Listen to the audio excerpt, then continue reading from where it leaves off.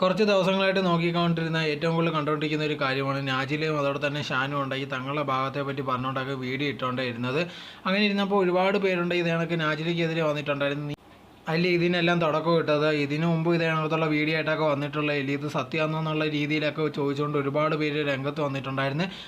കാരണം ഇവരുണ്ടെങ്കിൽ ഇതിനു മുമ്പ് ഇതിനകത്തുള്ള വീഡിയോ ഒക്കെ ചെയ്തിട്ടുണ്ടായിരുന്നു. അതിനകത്ത് ഉണ്ടെങ്കിൽ ഞങ്ങൾ വേർപിരിഞ്ഞു ഇനി ഒന്നുമില്ലെന്നുള്ള രീതിയിലൊക്കെ പറഞ്ഞിട്ടുണ്ടായിരുന്നു. അത് കഴിഞ്ഞപ്പോഴത്തേക്ക് പിന്നെ ഉണ്ടെങ്കിൽ പുതുതായിട്ട് ഇവർ ഒന്നിച്ചുള്ള വീഡിയോ ആയിട്ടൊക്കെ പിന്നെയും വരുന്നതായിരിക്കും, അല്ലെങ്കിൽ റീലൊക്കെ പോസ്റ്റ് ചെയ്യുന്നതുണ്ടായിരുന്നു.